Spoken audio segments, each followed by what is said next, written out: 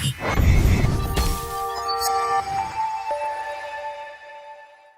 Business blasters programme आज लिख लीजिए, देश की प्रगति में एक मील का पत्थर साबित होने वाला है। आज 7 सितंबर 2021 को दिल्ली के सरकारी स्कूलों के 9वीं से 12वीं के और रादर 11वीं से 12वीं के बच्चों के लिए लॉन्च हो रहा ये प्रोग्राम आने वाले समय में देश की प्रगति का आधार बनने वाला है। ये मैं आज आपको बता रहा हूं। एक बहुत बड़ी तरक्की की बुनियाद इस प्रोग्राम से रखी जा रही है। एक ऐसा दिन जिस दिन हम अपनी पाठ्य पुस्तकों में लिखेंगे कि भारत अब एक विकसित देश बन चुका है, ये आज का दिन उसकी बुनियाद बनेगा। जब मैं स्कूल में पढ़ता था तब भी हमारे स्कूलों में पढ़ाया जाता था कि भारत एक विकासशील देश है। 3 तरह के देश होते हैं, विकसित देश, कम विकसित देश और विकासशील देश। भारत एक विकासशील देश है। जब मैं स्कूल में पढ़ता था हमको तब भी पढ़ाया जाता था। आज जब हमारे बच्चे स्कूलों में पढ़ रहे हैं तब भी हम उनको यही पढ़ा रहे हैं कि 3 तरह के देश होते हैं और भारत अभी भी एक विकासशील देश है। और आज से हम जो शुरुआत करने जा रहे हैं, बिजनेस ब्लास्टर कहिए या कोई और नाम दे दीजिए, लेकिन ये जो काम हम शुरू करने जा रहे हैं, अगर इसको हमने ठीक से लागू नहीं किया तो यकीन मानिए हमारे बच्चों के बच्चे भी अपने बच्चों को यही पढ़ाया करेंगे कि भारत एक विकासशील देश है, अभी भी विकसित नहीं हुआ।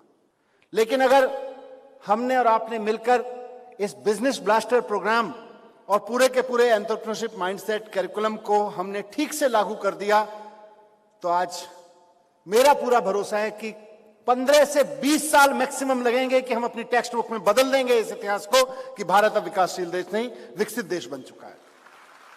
और ये एंटरप्रेन्योरशिप माइंडसेट करिकुलम और उसमें भी विशेष रूप से ये बिजनेस ब्लास्टर प्रोग्राम इसका बहुत बड़ा आधार बनने जा रहा है। आज जब मैं ये बात कह रहा हूं तो हो सकता है कुछ लोगों को लगे बड़े बोल हैं, आज हो सकता है कुछ लोगों को लगे बड़ी यूटोपियन बात कर रहा है, लेकिन वो दिन दूर नहीं है जब दिल्ली के स्कूलों से निकलने वाला एक एक बच्चा अपनी स्कूल की और कॉलेज की पढ़ाई पूरी करके जब जॉब मार्केट में फील्ड में काम करने जाएगा तो वो नौकरियां मांगने के लिए खड़ा नहीं होगा लाइनों में लग के, वो नौकरियां क्रिएट करेगा। ये दिन दूर नहीं। अभी आप कुछ 41 बच्चों का यहां प्रेजेंटेशन देखेंगे इसके बिजनेस ब्लास्टर्स का पायलट प्रोग्राम, और खुद सोचिएगा, आप देखेंगे उस प्रेजेंटेशन को, उनके साथ इंटरेक्शन भी करेंगे। मेरा बस एक ही चश्मा है कि आप सब लोग जब उन बच्चों से इंटरेक्ट करें तो सोच के देखिएगा कि जब ये बच्चे कॉलेज से निकल के अपना जीवन जीने के लिए जाएंगे तो ये नौकरियों के पीछे भागेंगे या नौकरियां इनके पीछे भागेंगी। मैं नहीं कह रहा, इन 41 बच्चों का जो यहां पायलट प्रोजेक्ट के प्रोडक्ट बैठे हुए हैं, इनका कॉन्फिडेंस आपको बता देगा, इनका लेवल ऑफ अंडरस्टैंडिंग आपको बता देगा। मैं नहीं कह रहा। आप मुझे गलत साबित करने की पूरी कोशिश करिएगा और मैं गारंटी देता हूं कि इन 41 बच्चों में से एक एक बच्चा आपको गलत साबित करेगा अगर आप ऐसा सोचते हैं कि मैं गलत कह रहा हूं तो। मेरा विश्वास है इनमें से एक भी बच्चा अब नौकरी मांगने के लिए लाइन में खड़ा नहीं होगा। या तो ये नौकरियां बनाएगा, नौकरियां पैदा करेगा, या नौकरियां इनके पीछे भागेंगी, ऐसा मेरा दावा है। मैंने कहा कि हम चाहते हैं कि हमारे देश का नाम जब टेक्स्ट बुक में हम अपने बच्चों को पढ़ाएं तो विकसित देश पढ़ाएं, विकासशील देश नहीं पढ़ाएं। लेकिन हमारा नाम बदलने की राजनीति में, नाम बदलने के चाह में कोई ऐसा रोमांस नहीं है। ये नाम बदलने के रोमांस से हम प्रभावित नहीं होते हैं। नाम नहीं बदलना है, तस्वीर बदलनी है। और पहली तस्वीर यह बदलनी है कि हम सब कहते हैं ना भारत युवाओं का देश है, कहते हैं कि नहीं? बताएं, कहते हैं कि नहीं कहते? कहते हैं कि भारत युवाओं का देश है, लेकिन उसकी बहुत क्लोजर पिक्चर देखेंगे तो भारत युवाओं का देश तो है, लेकिन पढ़े लिखे अशिक्षित ज्यादातर युवाओं का देश है। यह उसकी एक क्लोजर तस्वीर है। यह तस्वीर इस पाठ्यक्रम से बदलनी है। इस बिजनेस ब्लास्टर प्रोग्राम से यह तस्वीर बदलनी है कि भारत पढ़े लिखे, सक्षम और ऐसे युवाओं का देश है जो नौकरियों के पीछे नहीं भाग रहे हैं, नौकरियां बना रहे हैं। ये तस्वीर हमको बदलनी है।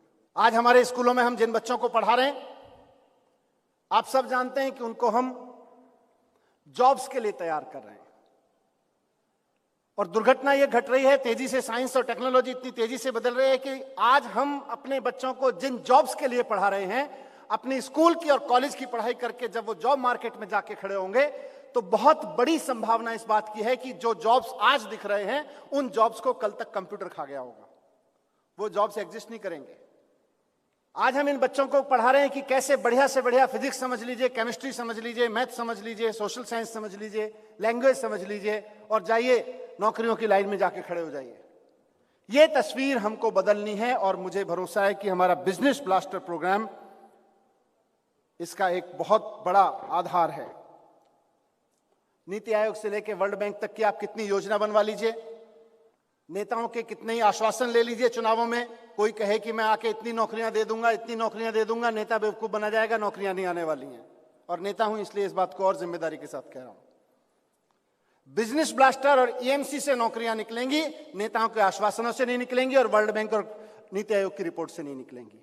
बिजनेस ब्लास्टर जैसे प्रोग्राम की सक्सेस से नौकरियां निकलेंगी। इसको सक्सेसफुल बनाइए और वो चाबी आपके हाथ में है। हम जिन बच्चों को पढ़ा के अपने स्कूलों से बाहर भेज रहे हैं, कल कॉलेज में भेजेंगे। आज हमारे मुल्क में इतने जॉब्स ही नहीं हैं जितने बच्चे हम पढ़ा रहे हैं और जितने हमने पहले से पढ़ा के लाइन में खड़े कर दिए हैं। हमारे पास जॉब्स नहीं है, हमारे मुल्क में इतने जॉब्स नहीं है। हमें जॉब क्रिएटर अपने स्कूलों से निकालने हैं। यह तस्वीर हमको बदलनी है बड़े पैमाने पर।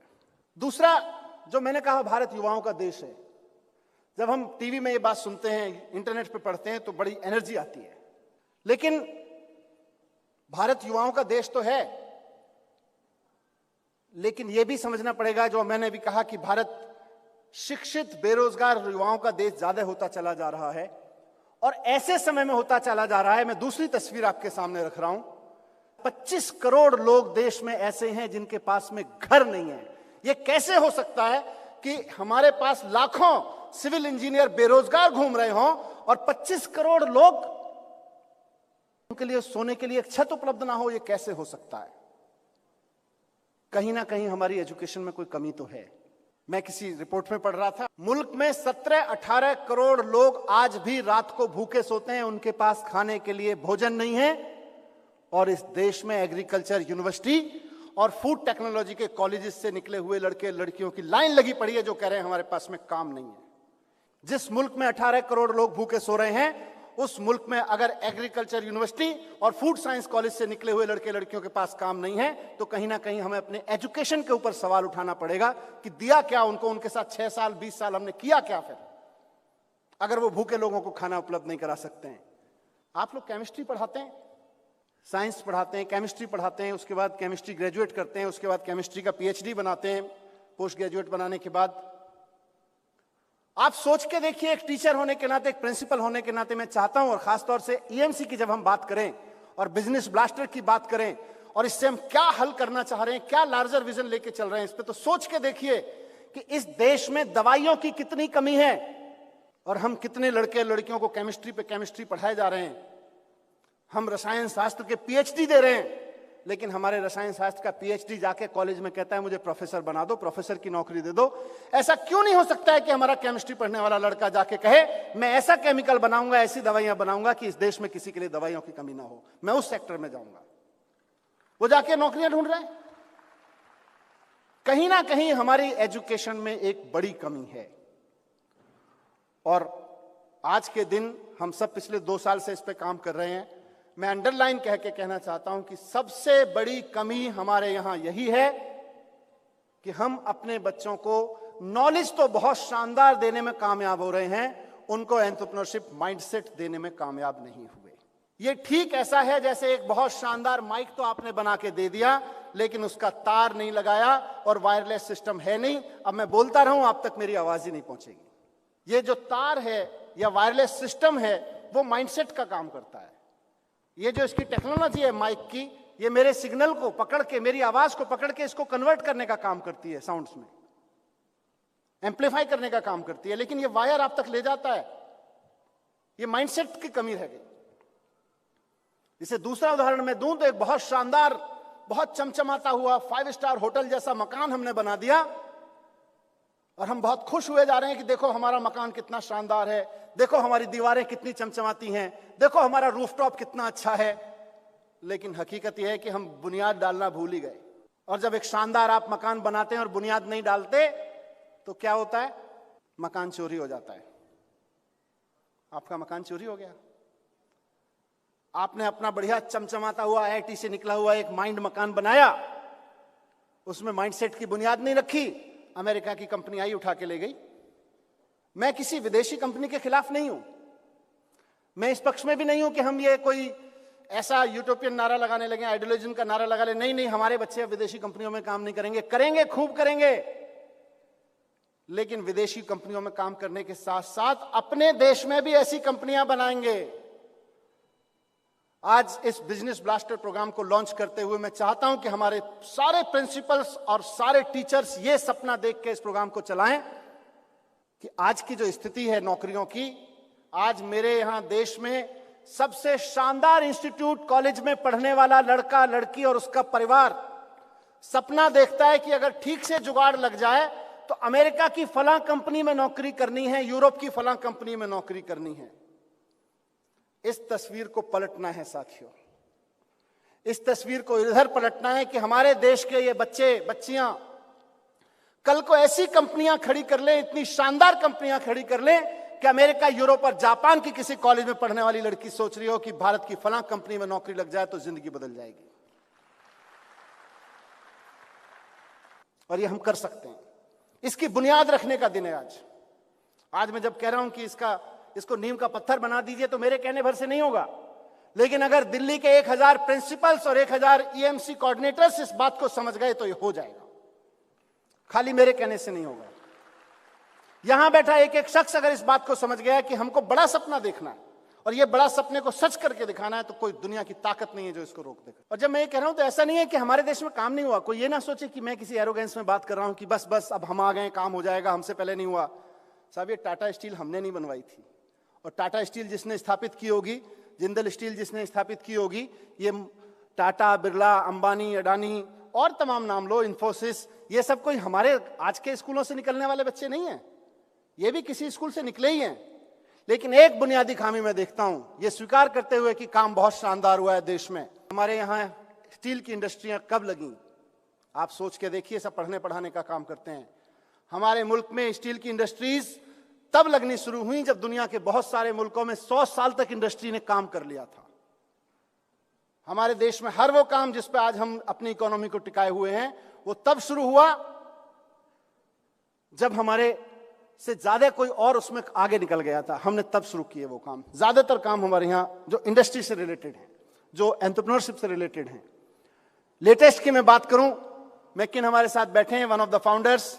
हमारे यहां फ्लिपकार्ट जैसी कंपनी भी तब आती है जब अमेजन जैसी कंपनी दुनिया के सारे मुल्कों में धूम मचा चुकी होती है, तब हम एक फ्लिपकार्ट बना पाते हैं अपने यहां पे। कहीं तो कुछ कमी है ना। वो कमी एंटरप्रेन्योरशिप माइंडसेट की है।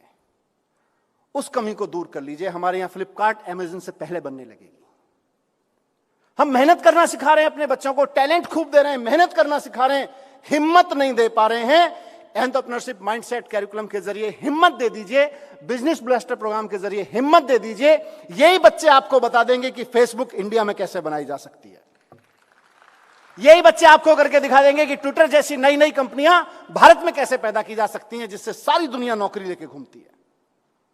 लेकिन अगर हमने टैलेंट दिया और मेहनत करना सिखा दिया और हिम्मत नहीं डाली तो या तो 50 साल बाद ये यहां कोई ऐसी इंडस्ट्री लगा रहे होंगे जो दुनिया में कहीं सक्सेस हो चुकी है, या फिर किसी ऐसी कंपनी को चला रहे होंगे दुनिया के किसी कोने में बैठ के। 5 ट्रिलियन इकोनॉमी किसी प्रधानमंत्री या मुख्यमंत्री के कहने से नहीं आएगी। विकसित देश किसी शिक्षा मंत्री के मंच पे आके खड़े हुए भाषण से नहीं हो जाएगा। अगर हमको अपने देश को विकसित बनाना है, अगर हमको अपने देश के लिए $5 ट्रिलियन इकोनॉमी का सपना सच करना है, तो एंटरप्रेन्योरशिप माइंडसेट ही एकमात्र रास्ता है। क्योंकि हमारा यहां का सबसे बढ़िया टैलेंट निकल के जब गूगल में काम करता है, अमेरिका की किसी कंपनी में काम करता है, तो अच्छा तो लगता है कि साहब हमारा बच्चा 10 लाख रुपए महीने के, 20 लाख रुपए महीने के पैकेज में चला गया। लेकिन ये एक पेरेंट, एक टीचर और एक शिक्षा मंत्री से अलग हटके सोचिए, एक ऐसे व्यक्ति के रूप में सोच के देखिए जो ये सपना रखता है कि मेरे देश की इकोनॉमी किसी दिन 5 ट्रिलियन इकोनॉमी बन जाए। उसके रूप में सपना देख के देखिए, आपको लगेगा ये क्या हो गया। मेरा जो बच्चा आज गूगल में जाके किसी दुनिया की किसी बड़ी कंपनी में जाके प्रोडक्ट बना रहा है, उस प्रोडक्ट को दुनिया के सारे मुल्क खरीद रहे हैं, उस प्रोडक्ट के बेचने से जो प्रॉफिट हो रहा है वो अमेरिका की फलानी कंपनी को हो रहा है, तो अमेरिका की इकोनॉमी बढ़ रही है। और मेरे हिस्से में क्या आ रहा है, देश के हिस्से में क्या आ रहा है, कुल मिला के 10 लाख रुपए का पैकेज, और हम 10 लाख रुपए के पैकेज पे खुश हुए जा रहे हैं। 10 लाख रुपए हो या 20 लाख रुपए हो या 10 करोड़ रुपए हो, 10 करोड़ की तनख्वाह भी आप कर देंगे अगर अमेरिका और यूरोप की कंपनियों में हमारे best of the best talent काम करने जाएंगे। हमको कोई हक नहीं है कि हम 5 ट्रिलियन इकोनॉमी का सपना देखना शुरू करें।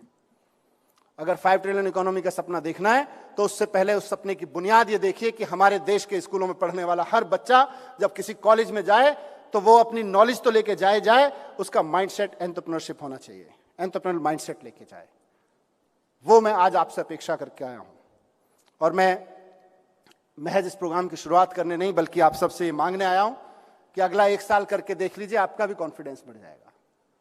आपने जहां जहां अच्छे से काम किया है वहां वहां आप सफल हुए हैं, इसमें और अच्छे से काम करिए, पूरा देश सफल हो जाएगा, मैं ऐसा भरोसा करता हूं।